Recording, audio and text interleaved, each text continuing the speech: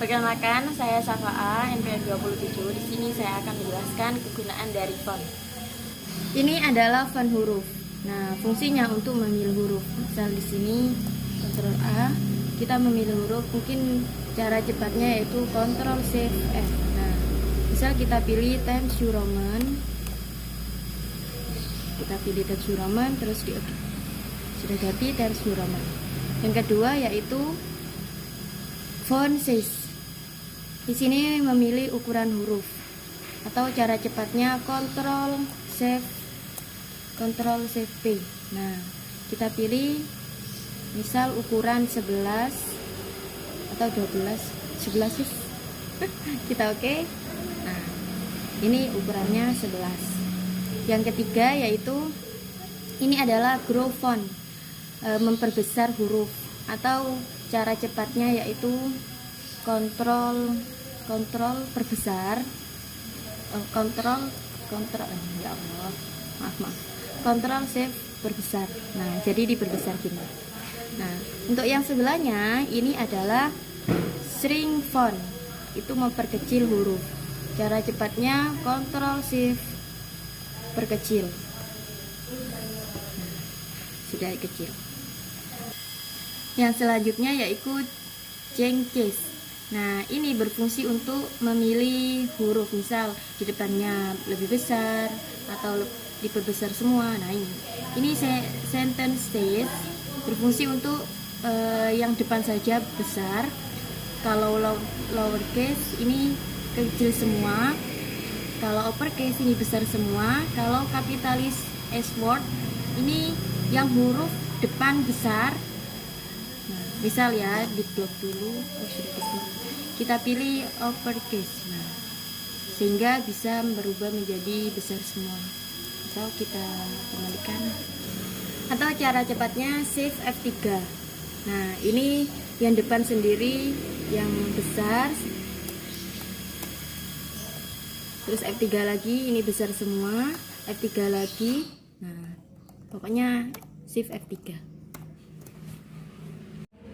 Lalu kemudian yang ini namanya bold, untuk menebalkan huruf atau cara cepatnya Ctrl B. Nah, sudah tebal. Atau untuk mengembalikannya bisa Ctrl B lagi atau Ctrl Z. Yang selanjutnya ini adalah italic. Italic ini fungsinya untuk memiringkan huruf. Misal untuk cara cepatnya yaitu Ctrl I. Nah, sudah miring semua. Atau kalau kembalinya Ctrl I lagi atau Ctrl Z. Yang selanjutnya ini namanya underline. Underline ini untuk memberi garis bawah. Cara cepatnya yaitu Ctrl U atau kembalinya Ctrl U juga atau Ctrl Z. Selanjutnya yang ini namanya striker stroke. Ini digunakan untuk memberi garis tengah pada kata. Kalau yang ini tidak ada cara cepatnya, kita langsung manual saja. Untuk selanjutnya yang ini namanya subscribe. Subscribe ini untuk memberi pangkat bawah. Misal kita pilih salah satu yang ini, kita ya itu. Ini ada di bawah. Yang sebelahnya yaitu superscribe. Ini untuk memberi pangkat atas. Misal yang sini kita sudah pangkat atas. Atau Ctrl Shift plus. Nah, sudah. Selanjutnya yaitu text effect. Jadi ini berfungsi untuk memberi efek. Misal kita buat di sini aja, wis. Nah, ini efek. Yang ini berfungsi untuk warna fontnya. Yang ini untuk bayangan. Yang ini untuk pencerminan. Dan ini bisa untuk mengkilat ya. Misal kita pilih ini, terus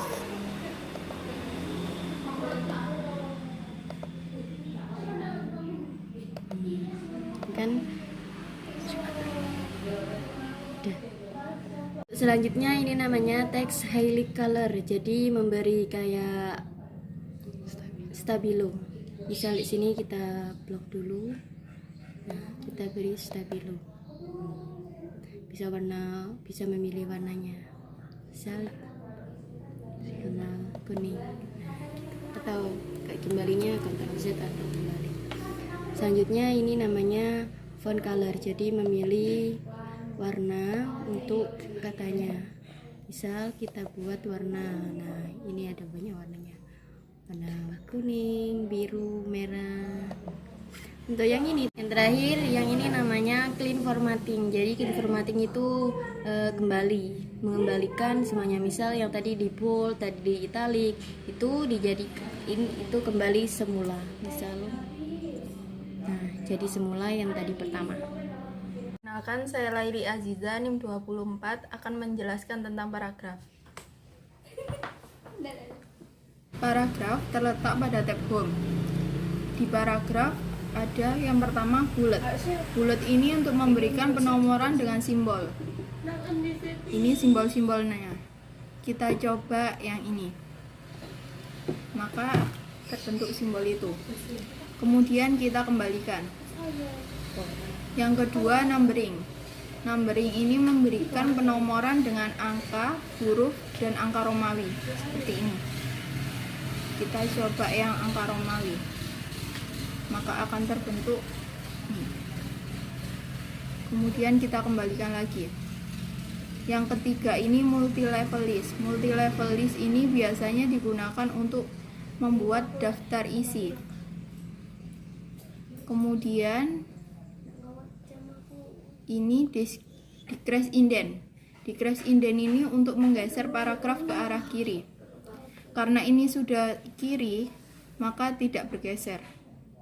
Kemudian coba kita blok dengan Ctrl+A. Kita coba increase indent, maka akan bergeser ke arah kanan. Kemudian kita kembalikan lagi. Sebelum kita menggunakan icon sort, kita tulis terlebih dahulu angka secara acak. Contohnya 5, 3, 2, 4, 1. Kemudian kita blok angka itu.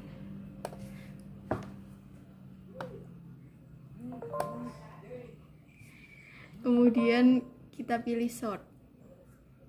Kita pilih ascending, mengurutkan dari awal. Klik OK. Maka akan urut dari 1 sampai 5. Terus dan ini show penanda pada paragraf. Kemudian kita coba Ctrl A pada paragraf. Kemudian kita akan belajar tentang Ellipse Text Left. Ellipse Text Left ini untuk meratakan paragraf ke arah kiri. Atau cara cepatnya Ctrl+L, maka akan rata kiri.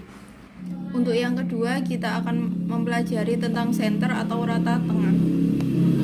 Kita bisa langsung mengklik ini atau juga Ctrl+E, maka akan rata tengah. Untuk rata kanan, kita Ctrl+R.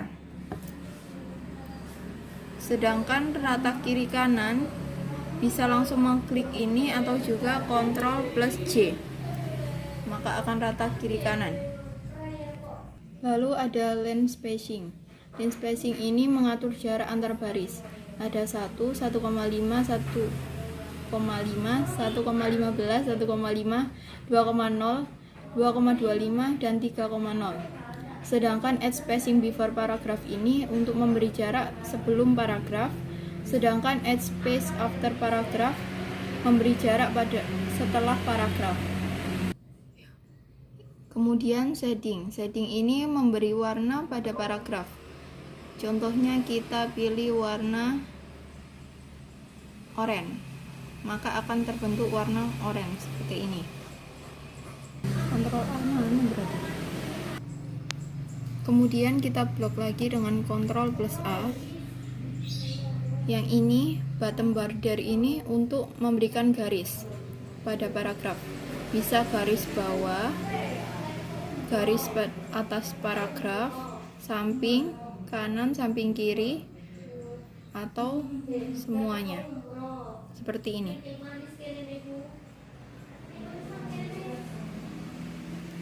Saya Laili Aziza akan menjelaskan tentang page breaks. Yang pertama, cover page.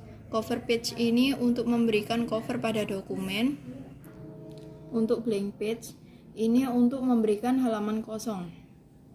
Kemudian kita Ctrl Z untuk mengembalikan. Sedangkan page break ini untuk pemisah halaman ke halaman selanjutnya. Kita Ctrl Z lagi. Perbedaan blank page dan page break kita lihat. Kalau blank page, kita coba ya. Kemudian kita arahkan ke atas lagi. Maka akan ada halaman kosong seperti ini sebelum lanjutannya. Kemudian kita Ctrl Z. Sedangkan page break hanya memisahkan dari halaman awal ke halaman selanjutnya.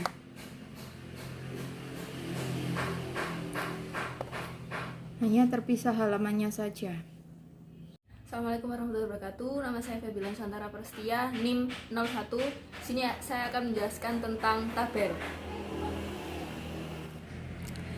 Tabel ini ada di tab Insert. Jadi kita harus menentukan dulu berapa tabel yang ingin kita gunakan, berapa kali berapa. Contohnya saya akan menggunakan 3 kali 4. 4 kali 3. Mohon maaf. Seperti ini. Jadi yang pertama kita harus menentukan fontnya terlebih dahulu di tab Home. Fontnya saya pilih Times New Roman dan font size-nya 12. Nah, di tabel ini akan ada 2 tab tambahan, yaitu Design dan Layout. Kita bahas desain dulu ya. Untuk desain, kita pilih desain mana yang cocok digunakan untuk tabel kita. Misal, saya pilih yang warna hijau ini. Lalu, kita tulis nama kata-katanya dulu ya. Contoh Nafisa. Ini Lili. Ini Silvi. Ini Bibi. Lalu untuk kolomnya ini misal saya buat sembarang ya.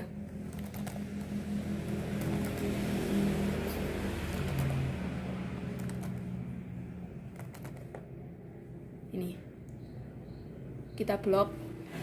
Untuk yang header row ini digunakan untuk memisahkan antara judul, yaitu atas tabel ini dengan tabel-tabel di bawahnya. Misal ya ini. Nah, akan terlihat garis bawah seperti ini. Akan memisahkan antara tabel atas dengan tabel di bawahnya. Lalu untuk total row itu digunakan untuk seperti ini. Misal ada tabel yang digunakan untuk tambah-tambahan, itu seperti ini.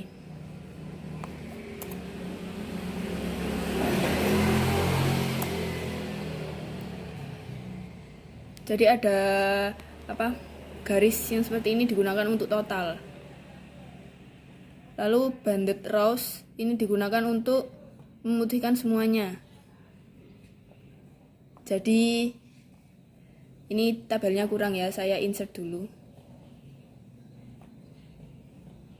Jadi kalau banded rows tadi itu digunakan untuk jadi selang-seling. Jadi warnanya itu selang-seling. Ini hijau, putih, hijau, putih. Jadi kalau gini, ini sama semua putih. Kalau ini itu selang-seling warnanya. Kalau banded kolom sini digunakan untuk selang-seling kolom. Ini putih, hijau, putih, hijau. Dinonaktifkan saja ya. Kalau first kolom itu digunakan untuk seperti ini. Kolom yang pertama, jadi warnanya itu agak tebal. Seperti ini. Kalau last kolom saya ketik dulu ya. Jadi seperti ini. Ini tebal, ini tebal. Jadi seperti itu ya. Saya ulangi sekali lagi ya, untuk first column, jadi yang kolom sini itu tebal semua. Kalau last column, jadi kolom sini tebal semua. Jadi seperti itu. Ini first, ini last. Oke, sekarang kita berpindah ke shading. Shading ini digunakan untuk shading ini untuk memberi warna pada tabel seperti ini. Saya pengen shading warna hijau. Bukan ya. Kita blok dulu. Lalu seperti ini. Warna hijau. Nah, ini. Atau kita pilih dulu tabelnya, klik dulu tabelnya. Kita pilih warna kuning. Nah, jadi yang berwarna kuning itu yang tabel ini saja. Kita kembalikan lagi. Lalu untuk draw border ini kita itu memberi garis, kita gambar sendiri garisnya di tengah-tengah border. Kita draw tabel ya.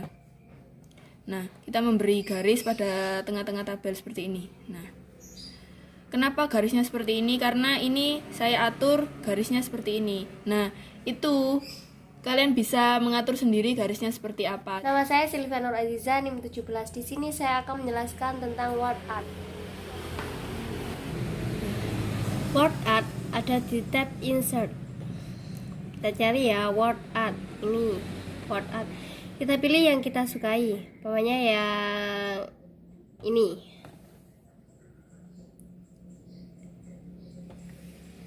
Kita ketik kalimat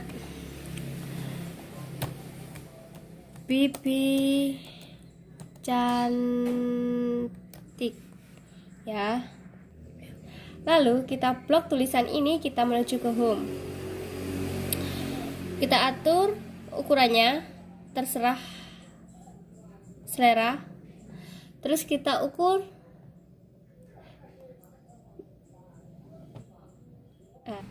setelah kita mengganti font, huruf, dan ukuran, kita ke format ya. Format. Di sini ada shape fill untuk menstabilo yang kalimat tadi kita buat. Umpamanya kita warna kuning. Lah, sudah jadinya gini. Dan kalau kita ingin kalimat tadi Bibi cantiknya tulisannya diganti, kita ke text fill. Kita warnakan kuning juga. Lah, jadinya seperti ini. Jika kita ingin kembali, kita ke pojok, klik kembali. Sudah. Perkenalkan, nama saya Safa'a. Di sini saya akan menjelaskan drop cap dan kegunaannya. Drop cap ini isi dari insert. Jadi kita buka insert dulu. Setelah itu, nah di sini ada namanya drop cap. Nah, drop cap ini digunakan misal dibuat untuk seperti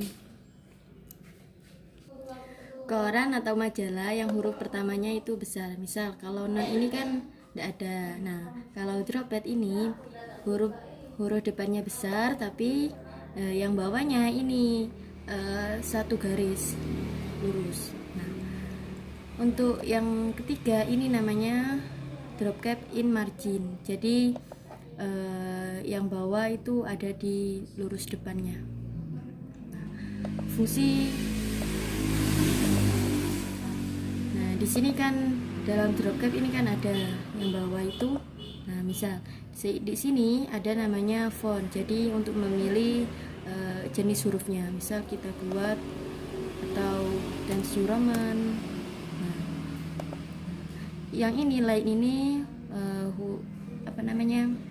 ukuran dari huruf yang pertama tadi. Misal di sini kan ada S. Misal kita buat menjadi 4. Nah, sedangkan distance from text ini jarak antara yang besar ini ke yang depannya. Misal kita buat sentimeter. 1 cm kita oke. Nah, ini hurufnya tadi 4, jaraknya 1 cm dan fontnya Times New Roman. Perkenalkan, nama saya Nafisa Mauludia, NIM 181842020008. Oke, di sini saya akan menjelaskan tentang subtab page layout tab page layout yang bagian subtabnya itu page setup. Berikut penjelasannya. Yang pertama, di subtab page setup ini ada margin, orientation, size, column, break, line numbers, dan hyphenation. Yang pertama, saya akan menjelaskan tentang margin. Margin di sini adalah ukuran garis tepinya. Kalian minta ukuran berapa? Di sini sudah ada tertera angka-angkanya. Apabila ukuran yang kalian inginkan, garis tepi yang kalian inginkan tidak sesuai dengan icon-icon di sini, kalian bisa menggunakan custom margin di sini. Nah, di sini untuk top sendiri itu untuk batas atas, left batas sebelah kiri, bottom bawah, right sebelah kanan.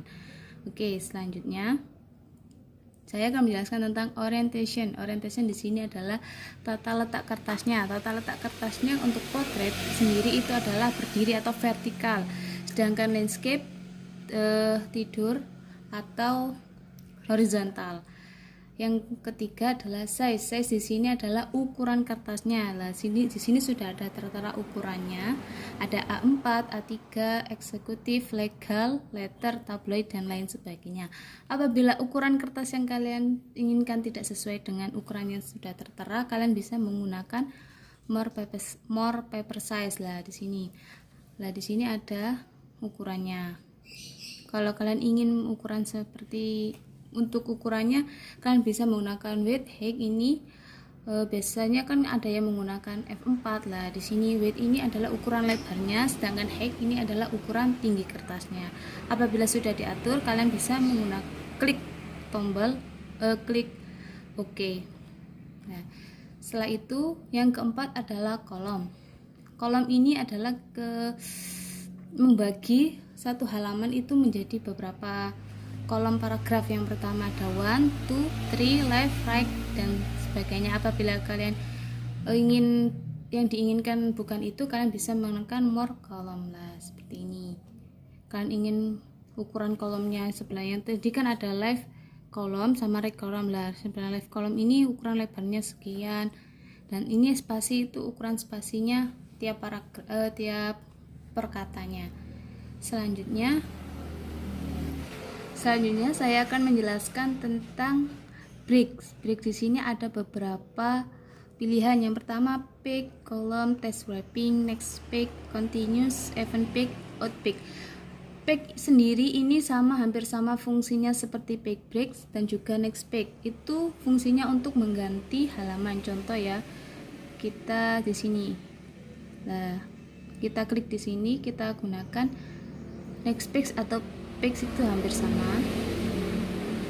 Ganti halaman yang tadinya kan satu halaman dengan yang atasnya, sekarang berganti halaman menjadi halaman di bawahnya. Selanjutnya kita balikan Ctrl Z. Yang kedua kolom ini kita buat kolom dulu ya, kita blok yang ingin kita buat. Contoh ini contoh makalah kita buat. Sampai sini kita blok, kita buat kolom menjadi 2 saja ya, nggak banyak-banyak. Selanjutnya kita buat agar hubungan agama dan ekonomi ini menjadi di sebelah sini, kita menggunakan breaknya itu yang ini kolom. Nah, seperti ini, paham? Selanjutnya kita Ctrl Z, balikan lagi, kita nggak buat kolom. Nah, selanjutnya untuk text wrapping ini kita gunakan hampir sama. Kita coba. Text wrapping kita klik. Ini hampir sama kayak rata kiri kanan. Kalau seandainya kita paragraf ini, kita text wrapping itu akan nanti rata kiri kanan. Selanjutnya untuk next page sudah kan tadi dijelaskan. Untuk ke halaman selanjutnya, selanjutnya untuk continuous sendiri ini adalah untuk mengatur halaman ke halaman sebelumnya. Sedangkan event page itu ke halaman yang halamannya genap, sedangkan out page itu ke halaman yang ganjil. Selanjutnya line number ini digunakan untuk ngasih nomor setiap barisnya atau setiap garisnya, line-nya itu untuk yang restart each page. Sedangkan restart each section itu apabila ada kayak seksi tadi dibuat break seperti itu, nanti setiap breaknya akan ganti nomor 1 lagi dari sampai sekian, terus 1 sampai sekian lagi. Selanjutnya untuk heap nation ini adalah untuk mengatur continue untuk memisahkan suku kata dengan tanda hubung secara otomatis. Contoh ada sistem nanti akan sistemnya nanti ada tanda hubung thread, nanti berubah langsung sistem thread spasi garis hubung spasi sistem, seperti itu. Saya Silviana Aziza, NIM 17 akan menjelaskan tentang cara mengunci dokumen di Word 2010. Kita ke file, kita ke project dokumen, terus kita klik password. Kita tulis apa nama password dokumen kita. Di sini kita tulis masuk ya. Ingat ya, masuk. Kita klik OK. Terus kita tulis lagi password yang tadi kita buat. Masuk. Kita klik lagi. OK. Dan dokumen yang tadi kita kunci sudah selesai.